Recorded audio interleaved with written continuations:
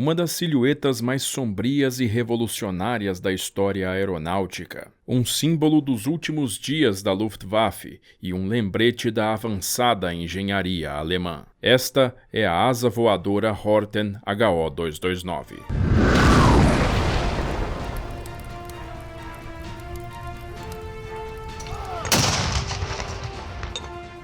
Com o fim da Primeira Guerra Mundial, a Alemanha passou por diversas limitações impostas por parte do Tratado de Versalhes, e entre estas estava uma restrição em o país somente ser permitido construir aeronaves civis e ser proibido de possuir uma força aérea. No entanto, nos anos seguintes a presença de aeroclubes esportivos havia se tornado comum na Alemanha. Estes viriam a fascinar e difundir a arte do voo, bem como a fabricação de planadores por seus jovens frequentadores, muitos dos quais viriam a ter seus nomes alçados mais tarde na condução da futura Luftwaffe. Dentre estes, dois irmãos provenientes da cidade de Bonn se destacariam na idealização de um tipo distinto e revolucionário de aeronave, a asa voadora. Walter Horten e seu irmão mais novo, Heimar, desde muito pequenos foram cativados em suas idas ao aeroclube pelas enormes asas dos planadores, que ascendiam e navegavam nos céus. Isso despertou em ambos o ímpeto de desenvolverem um planador próprio, uma ideia que tomaria, além do espaço usado como oficina na sala de estar dos seus pais, os anos de adolescência dos dois rapazes. Eles desenvolveriam diversos modelos ao longo da década de 1930, sendo o Horten 1 o primeiro planador bem-sucedido em voo que os irmãos construíram para uso em competições em 1933. Todos os projetos se fundamentavam em um design simples, consistindo em uma grande asa sem cauda, seguindo a base de confecção desenvolvida pelo engenheiro aeronáutico Alexander Lippisch, pioneiro da asa delta e dos conceitos sobre aeronaves de asa sem cauda. Em 1936, mesmo ano em que o Horten 3 foi fabricado, Walter ingressou como piloto na Luftwaffe e Heimar seguiria os passos do irmão em 1940. A repercussão do talento dos irmãos em construir planadores viria a impactar em suas respectivas carreiras, nas quais seriam reconhecidos pela comunidade aeronáutica alemã como consultores de design de aeronaves. No entanto, nenhum dos planadores elaborados por Walter e Heimar Horten foram adotados oficialmente até o ano de 1942, quando a Luftwaffe iniciou a procura por uma aeronave que revolucionasse nos quesitos de performance aerodinâmica e que sustentasse a superioridade aérea alemã perante as crescentes frotas aliadas. Com a reputação da Luftwaffe, tida até então como a força aérea mais moderna do mundo, sendo desmantelada nos céus durante a Batalha da Inglaterra, e o desenvolvimento do caça-jato Messerschmitt Me-262, protelado para adaptações requeridas por Adolf Hitler em torná-lo um caça-bombardeiro, o comandante da Luftwaffe, o Reichsmarschall Hermann Göring, anunciaria às indústrias de aviação a busca por um novo bombardeiro em 1943. Nas condições demandadas, a Luftwaffe determinava a construção de uma aeronave capaz de alcançar um alvo a 1.000 km de distância, transportando 1.000 kg de bombas a uma velocidade de 1.000 km por hora, o denominado plano 3x1000. A Alemanha não havia desenvolvido um bombardeiro de longo alcance, dependendo dos modelos médios como os bimotores Heinkel HE-111 e Junkers Ju-88, que tinham suas missões complementadas pelos Junkers Ju-87 Stuka. O trabalho alemão em bombardeiros estratégicos até então estava longe do adequado. Do mesmo modo, com o atraso na entrega dos caças Me-262 em razão das suas alterações técnicas, a situação tornou-se mais preocupante para a Luftwaffe no tocante à manutenção de sua doutrina aérea. A divulgação do plano 3x1000 mostrou-se aberta a qualquer projeto que pudesse inovar no desempenho contra o iminente avanço aéreo aliado. Walter Horten, que já havia voado pelo Jagdgeschwader 26 e testemunhado de perto as deficiências na ofensiva aérea alemã durante a Batalha da Inglaterra, julgou junto a Heimar que uma aeronave de design convencional não atenderia às condições pretendidas por Goering. Com a conclusão de que um desenho de asa voadora poderia se adequar aos requisitos, dada a possibilidade de um arrasto reduzido, Walter e Heimar apresentaram ao Ministério da Aviação do Reich a sua proposta designada Horten H9. Credenciados como uma produção independente, o projeto dos irmãos Horten seria selecionado e financiado pelo Ministério, contando ainda com a adição de armamento frontal na aeronave, como uma forma de equilibrar a funcionalidade de um caça junto à de um bombardeiro. A ideia ainda seria renomeada para Horten HO-229, após ser reconhecido como projeto experimental pela Luftwaffe. O Horten HO-229, elaborado pelos dois irmãos, em especial por Heimar, responsável pela estruturação técnica, consistia em um desenho de uma única e alongada asa, do nariz a cada extremidade, sem ângulos e desprovida de fuselagem, cauda vertical ou horizontal. O desenho inovador da aeronave ainda contou com a adição de elevons presentes na borda das asas, uma superfície de controle que realizava as ações conjuntas de elevadores e ailerons. O único arrasto inevitável produzido pela aeronave seria resultado da ação dos elevadores da asa,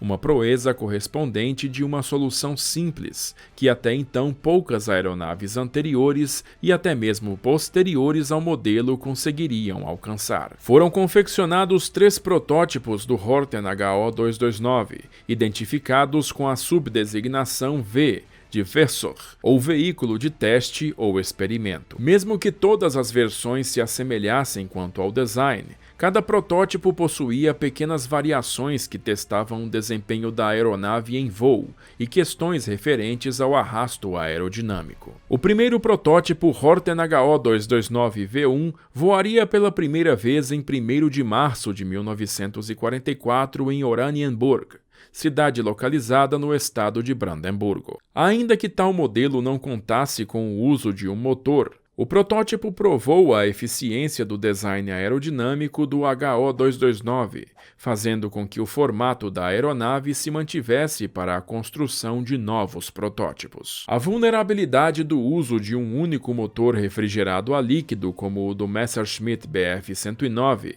que resultava em catastrófico superaquecimento quando atingido por rajadas do inimigo, foi uma das principais considerações feitas por Walter no desenvolvimento do segundo protótipo, que passou a contar com a adição de 2 motores turbojato. Foi com a troca da fabricante dos motores, que inicialmente deveriam ser supridos pela Bayerische Motorenwerk, ou BMW, sendo mais tarde trocados pelos modelos da fabricante Junkers, que o progresso no protótipo do Horten HO-229V2 desandaria em atrasos, mesmo com a promessa feita a Goering de que a aeronave estaria voando o quanto antes. Heimar receberia 2 motores a jato Junkers Jumo 004B após uma longa espera em uma lista de prioridades de entrega, cuja ordem seguia conforme a posição da aeronave dentro de sua prioridade para o esforço de guerra, estando bombardeiros estratégicos em 1944 bem abaixo dos caças nas prioridades de Berlim. Entretanto, o diâmetro do motor Junkers era maior do que havia sido esperado, o que fez com que o modelo fosse novamente readequado. Mesmo que alumínio fosse a composição mais comum na confecção de aviões a jato, a exemplo da estrutura do ME-262, a cobertura das asas e a seção central do Horten HO-229 haviam sido feitas de madeira laminada, junto a tubos de aço. A madeira foi escolhida por sua facilidade em se adequar à estrutura lisa e livre de ângulos presentes no projeto da aeronave. Por coincidência, o desenho da aeronave, somada à baixa refletividade eletromagnética da madeira, fez com que o Horten HO-229 tivesse baixa assinatura de radar, um fator surpresa certeza que não havia sido intencionado por seus criadores. Após meses sendo adaptado para receber o motor, além de outras modificações como a instalação de um trem de pouso retrátil e um assento ejetor para o piloto, o protótipo Horten HO229V2 finalmente foi apresentado em dezembro de 1944 e alcançou seu primeiro e exitoso voo em 2 de fevereiro de 1945, com o piloto de testes Tenente Erwin Ziller nos comandos. Mas no dia 18 daquele mesmo mês, durante o terceiro voo do protótipo V2, a tragédia atingiu o programa, como lembrou-se Heinmar Horten. O tempo estava completamente nublado, o chão mole e enlameado. A visibilidade era marginal para um voo de teste quando o tenente Ziller decolou, recolheu o trem de pouso e desapareceu. Fomos informados de que um dos motores tinha falhado e que o 229 estava voltando para o pouso. Devido ao teto baixo, uma aproximação rasa do aeroporto foi iniciada. Já que a bomba hidráulica estava no motor defeituoso, as rodas e os flaps foram acionados por um sistema de emergência de ar comprimido e, uma vez abaixados, não poderiam ser recolhidos. Para manter o perfil de planador, o tenente Ziller deu potência ao motor para vencer o arrasto extra, e para seu horror percebeu que não podia mais manter o controle direcional. Para não perder o controle, ele cortou o empuxo para pousar antes da pista. A aeronave tocou o solo no campo, atingiu um obstáculo e virou, esmagando o piloto. Apesar do ocorrido e da iminente falta de recursos para a fabricação coordenada pelos irmãos, o projeto continuou seu rumo com o desenvolvimento do protótipo V3. A construção fora transferida para a Gotha Wagenfabrik, já com as ordens de fabricação em massa exigidas pelo Ministério da Aviação do Reich e recebendo a designação Gotha GO229 em 12 de março de 1945. Embora a aeronave dos irmãos Horten constituísse, pela singularidade de sua forma e sua distinta atuação, uma das mais modernas aeronaves do seu tempo, os engenheiros da Gotha ainda tentaram alterar a estrutura da versão V3, não convencidos de que o protótipo se adequaria ao uso de um avião de combate. Em razão dos estudos de alteração, os planos de construção do novo protótipo Horten HO229 sofreriam novamente com atrasos, que incluíam a instalação de 2 canhões de 30 mm nas raízes das asas, jamais alcançando plena fabricação ou tendo alçado o voo oficialmente. No dia 8 de abril de 1945, o 354º Regimento de Infantaria dos Estados Unidos capturou a fábrica da Gotha Wagenfabrik, localizada próxima à cidade de Friedrichroda, na região da Turíngia. Lá seriam encontrados os protótipos incompletos, tendo apenas suas fuselagens confeccionadas de aço e madeira junto aos motores instalados de uma das promessas de aeronave mais revolucionárias da Luftwaffe. Os estranhos modelos descobertos acabariam integrando as investigações de um time de especialistas da 8ª Força Aérea do Exército, responsável pela condução da Operação Paperclip, um programa de inteligência que confiscou planos tecnológicos secretos e levou cientistas alemães para os Estados Unidos. O único protótipo com fuselagem revestida junto às asas construídas em separado fora logo embarcado para o país, enquanto as demais unidades foram destruídas para que não caíssem em mãos soviéticas. Em paralelo ao desenvolvimento do Horten HO229 pelos irmãos Horten, o norte-americano John Jack Northrop, projetista e designer aeronáutico e fundador da Northrop Corporation, também conceituou a aplicação de uma asa voadora como bombardeiro estratégico, tendo em mente a redução significativa do arrasto aerodinâmico e do peso estrutural. A aeronave XB-35, também conceituada em meados da década de 1940, assemelhava-se em desenho ao Horten HO229, apenas tendo como principal fator diferencial o uso de 4 motores movidos a hélice. Assim, passaria ao longo dos anos de guerra em desenvolvimento,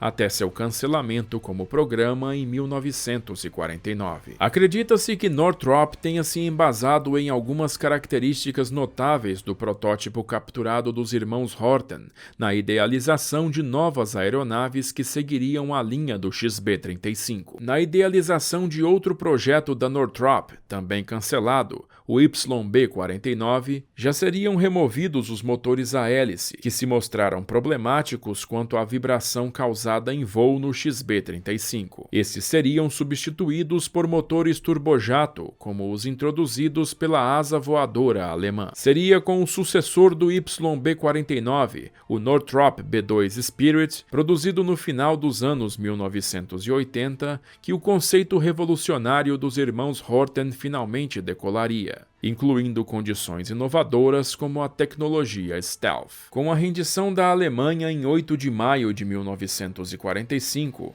os irmãos Horten seriam levados a Londres, onde passariam por uma série de interrogatórios referentes aos propósitos e funcionamento de sua estranha aeronave. Antes sempre unidos, os dois irmãos se separariam após retornarem ao seu país natal, com Heimar emigrando para a Argentina e Walter permanecendo na Alemanha e seguindo sua carreira como oficial da Força Aérea Alemã no pós-guerra. Heimar permaneceu no ramo de construção de aviões, inclusive dedicando-se ao protótipo de uma aeronave no formato de asa voadora, denominado FMA-38 Naranjero, traçado para o transporte de frutas cítricas do oeste da Argentina até a capital Buenos Aires. Voando pela primeira vez em 1960, o projeto foi cancelado em 1962, tendo o único protótipo do Naranjero sido destruído no incêndio alguns anos depois. Em 1985, Heimar escreveu seu livro Nur Flügel, Die Geschichte der Horten-Flugzeuge 1933-1960, ou Apenas uma Asa, a História dos Aviões Horten, no qual delineou os anos de elaboração do Horten HO-229, clamando que sua aeronave também fora construída com o propósito de ser furtiva à detecção eletrônica. Heimar ainda alegou que utilizou carvão junto à cola entre as camadas na superfície das asas do modelo, considerando que a mistura poderia absorver as ondas eletromagnéticas provenientes dos radares inimigos. As alegações nunca foram devidamente comprovadas, já que o protótipo incompleto do Horten HO-229, hoje no acervo do Museu Smithsonian nos Estados Unidos, não apresentava resquícios suficientes para tal, somadas ao fato de que tais informações não haviam sido citadas por Heimar durante o interrogatório sobre a aeronave em 1945. Entretanto, a mítica furtividade da aeronave Horten tomou maiores proporções após comparações com o bombardeiro B-2, que se tornaram pauta entre entusiastas da aviação, quando muitos elegeram a asa voadora alemã dos anos de guerra como a primeira em inovar na técnica stealth. A despeito da duvidosa origem da aplicação de sistemas furtivos em aeronaves, o Horten HO-229 de fato foi uma idealização promissora e revolucionária em termos aerodinâmicos. Sua aparência incomum, concebida pelos contornos de planadores, apresentava mínima resistência e proporcionava maior sustentação e velocidade. A inconvencional aeronave, cuja forma final não tenha sequer se deslocado no ar ou se esmerado em combate, tem o seu nome lembrado na história aérea da Segunda Guerra Mundial e nos dias atuais, por seus traços inovadores, resultado inconteste da infindável capacidade da criatividade humana. Gostou da história aí? Se você gosta do nosso trabalho e quer colaborar com o canal, pode fazer isso mandando um pix pra gente ou então colaborando lá no Apoia-se, porque dessa maneira você entra pro nosso grupo VIP do WhatsApp e discute as próximas pautas comigo. Eu já vou agradecendo a todo mundo que tá ajudando, mas em especial a esses camaradas aqui que são de primeira. E se você ficou curioso e quer comprar os livros que eu uso para fazer esses vídeos, vou deixando o link deles bem aqui embaixo. Por enquanto, assiste esses vídeos que eu selecionei para você, se inscreve aí no canal e badala o sininho para não perder as notificações quando eu postar mais vídeos. Eu vou ficando por aqui, agradeço novamente a sua audiência e aquele abraço da Sala de Guerra.